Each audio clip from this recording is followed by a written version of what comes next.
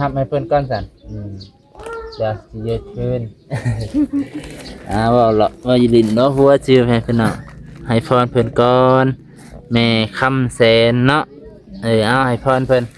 ขอบใจเด้อทางแม่คำแสนเด้อแม่คำแสนฝากเงินให้ลูกโดย4 ล้าน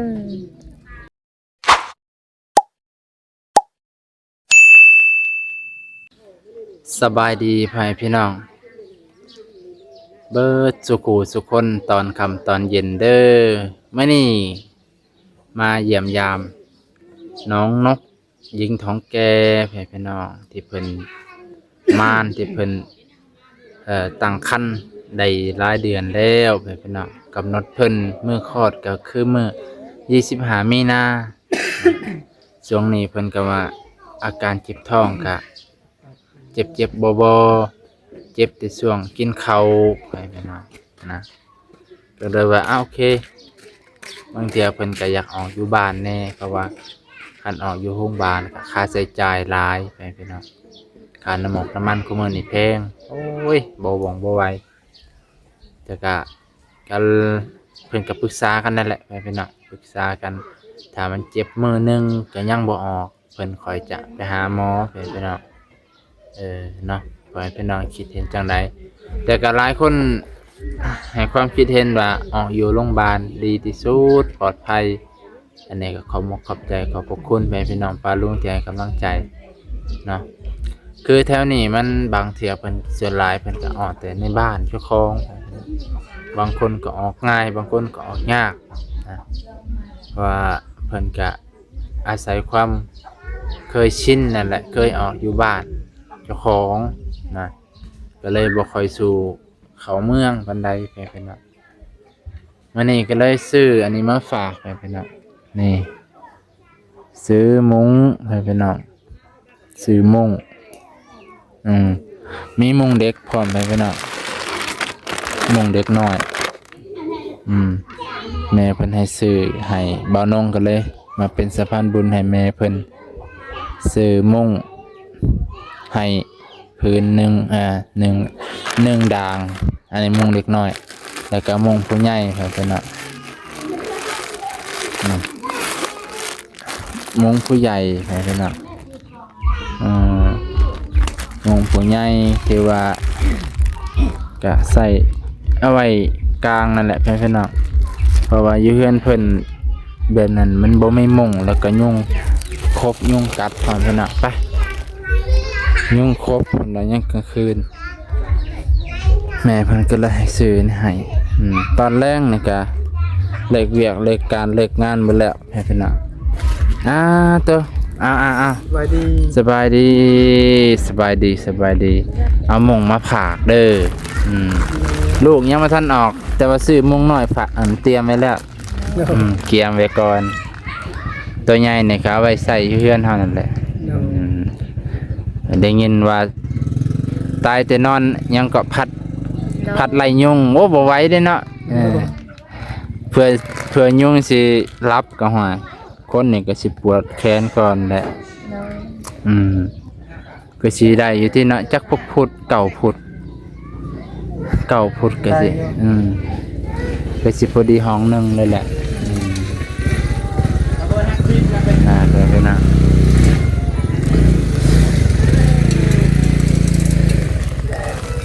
จังไรยังเจ็บท้องเจ็บไส้อยู่บ่ว่ากลางเว้นนี่ใครแด้กลางเว้นละไข้แด้เวลาเฮากินข้าวอิ่มแล้วก็ประมาณ 5-6 โมงเด้6 โมงพี่น้องแสดงความคิดเห็นได้เด้อผู้เคยมีลูกมีนี่กินข้าวแล้วก็รู้สึกว่าเจ็บแต่ว่าถือพาจะดีหันก็บ่ได้เป็นแบบนี้แต่ถือพาตัวนี้หันว่ามันต่างกันรู้สึกว่าเจ็บเนาะจากว่าลูกก็ถือว่าใหญ่เติบได้พี่น้องบางคนคือว่าเดือนเก่าเดือน10เดือนจังออกก็มีบ่มีคนในบ้านว่าจัดว่าฮอด11 เดือนเนี่ยบ่มีคนเสียหลายฮอดที่10เนาะฮอดที่10 เดือนพี่น้อง อ่าถ้าเบิ่งนำกันว่าสิฮอดจักมื้อเนาะช่วงนี้ไอ้ลาเพิ่นก็ไปไกลบ่ได้ได้พี่น้องไปไกลก็บ่ได้เฮ็ดงานหนักก็บ่ได้แล้วไกลจดจ่อน้ำเมียแต่บัดนี้เพราะว่าเพิ่นย่านเพิ่นเจ็บท้องหนักกระทันหันไปใส่ก็ยากแหละไปได้แต่ลงเตาเลยเนาะไม่เบิดแล้วบ่เตาไม่หมดแล้วเด้อพี่น้องอากาศร้อนอีหลีนะมื้อนี้35องศาโอ้ยมื้ออื่นแฮงสิร้อนเด้อมื้ออื่นมื้อฮื้อนี่35 36 37ร้อนกว่านี้ว่าไงซะอยู่ใต้ดินอยู่ใต้ต้นไม้ก็ยังร้อนนะมื้ออื่นเนี่ยมื้อนี้ก็ยังแบบป๊าดใครแต่ว่าขี่รถก็เย็นแน่ๆนึงนั่นแหละพอดีแม่เพิ่นให้ซื้อมุ้งมาเลยพี่น้องเอ้ยบ่าวน้องเป็นสะพานบุญให้เพิ่นซื้อมุ้งเมื่อก่อนนี่ลืมซื้อข่อยก็คำแน่บัดลืมมาซื้อให้เพราะว่าเห็นเพิ่นว่านอนบ่ได้เพื่อสิรับก็เกือบเที่ยงคืนเพื่อยุงสิเบิดเพราะว่าพ่อเพิ่นนี่ปัดยุงให้ลูกสาวจันดีเพิ่นนั่นแหละเพื่อสิปัดเพื่อสิยุงเบิดยุงยามนี่อันตรายเนาะย่านเป็นไข้ยุงไข้เลือดออกไข้เลือดเหนียวยามนี้มันแบบเพราะว่าเคยเป็นอยู่ยามนี่โอ้ยวิทยามหนาวเป็นไข้เลือดออกเนาะเพราะว่าไข้ยุงเด้ยุงมันออกเนาะยามร้อนนี่เนาะมันเริ่มแล้วปัดยามฝนบัดนี้เอาอีกแล้วยุงยังได้ยามฝนกันเลยยุงมันไข่ง่ายไข่แถวน้ำก็ล็อกก็แลกนั่นแหละเป็นน้องจังได้กระต่อใหม่ยังบ่ยังยังบางเช้านี้ออกหน่อยนึงเฮ็ดไปทีละน้อยแหละอัปเดตไปทีละน้อยก็หลายคนก็ว่าโอ้อย่าเฮ็ดเฮือนกวมยังก็กวมกระต่อใหม่เด้อมันบ่ดีเพิ่นว่าได้คือในคอมเมนต์เพิ่นบอกดอกก็แม่นได้เนาะเอาเฮ็ดกวมกระต่อใหม่บ่ดีก็คือเฮือนหั่นเพิ่นบ่ได้เฮ็ดหม้องนั้นเนาะมันสิเป็นทางหน้าเฮือนซื่อๆให้พี่น้องทางนั้นมันสิเป็นหน้าบ้านหน้าเฮือนพูนมันสิมีเฮือนลังๆข้างๆพุ่นแหละแต่เบิ่งรายละเอียดคักๆดินมันกว้างอยู่ให้พี่น้องตั้ง12เมตรพุ่นโว้ปลูกเขื่อน9เมตรนี่ก็ถือว่า9เมตร6เมตรนี่ก็ถือว่าใหญ่แล้ว12เมตรดินเพิ่นแต่ว่ากว้างอยู่เพิ่นบ่ได้เฮ็ดกว้างมันหั่นดอกมันคล่ำคำแคบทางนี้ก็ถือคือกันเนาะทางบ้านเฮาประมาณว่าเขาบ่ถือคือกันไปพี่น้องแล้วก็มีข่าวหนึ่งนะพอดีแม่เพิ่นก็เป็นห่วงเป็นใยน้องนกเพิ่นมานี่แหละพี่น้องโดยที่ว่าฐานะเพิ่นก็ยากจนบ่มีที่พึ่งอาศัยพ่อแม่เพิ่นก็คือเห็นนั่นแหละพี่น้องพ่อแม่ก็บ่มีให้ลูกนี่แหละมันยากมองนี่แหละพ่อแม่เพิ่นก็บ่มีให้ลูกมีลูกแล้วลูกก็ลำบากคือกันพี่น้องยังได้สู่ทนเอาเพิ่นก็เลยซอยเรืออีกเทื่อนึงพี่น้องซอยเรือเป็นเงินจำนวน4 ล้านกีบพี่น้อง4 ล้านกีบก็ประมาณ 6,000 บาทนะ 6,000 บาทเดี๋ยวบ่น้องที่ให้นับเพราะว่าอันนี้ก็ถ้าแม่เพิ่นตอบอยู่ว่าอยากเพิ่นให้บ่น้องถือให้เบิดเพิ่นอยากให้บ่น้องนี่ถือเก็บเงินไว้ให้เบิดนะ4 ล้านแต่ว่าบ่น้องคิดว่าอยากให้เพิ่น1 ล้านพอได้ใส่จ่ายแต่ว่าก็ถามแม่เพิ่นตอบก่อนเพราะว่ายามน้องเพิ่นไปคลอดลูกจังหน่อยมันบ่มีเงินใส่ล่วงหน้ายันมันขับขันเด้พี่น้องเพราะว่าแถวบ่น้องไปอยู่ไปไกลเนาะแต่ก็ถามแม่เพิ่นตอบมาก่อน นี่เงินเป็นจำนวน4ล้านกีบไปพี่น้องก็สิให้มอบหอดมือเพิ่นก่อนหอดมือเพิ่นก่อนแล้วบ่น้องก็สิยึดเอาคืน เอา ยึดเอาคืนเพิ่นว่าบ่น้องสิถือให้เพิ่นพี่น้องถือให้ ทำอ้ายและดี โดยเพื่อความปลอดภัย แบบว่าคือว่าเนี่ยคือ FC เฮ็ดนี่แหละ เนาะมันบ่ปลอดภัย มันบ่ปลอดภัยและแบบนี้ เพราะว่าจะไหนคือเห็นแหละบางคนก็ว่าอย่าให้จังได้เลยมันก็คนหูแน่นอนเลยเนาะออก YouTube ปันนี้บางคนเขาก็อิจฉาตาห่อนเห็นน้องได้ดิบได้ดีได้เงินจากผู้หลักผู้ใหญ่ห่วยบ่ว่าที่เขาแหละบ่าวน้องก็ย่านให้กัน ก็เลยบ่ได้คอยกลับคำกลับมืดย่านให้กันได้เนาะทำไมเขามือนี่4ล้านกีบไปพี่น้องหลายอยู่ได้4ล้านบ่แม่นล้านน้อยนะพอดีแม่เพิ่นให้นี่อันนี้ก็ล้านหนึ่ง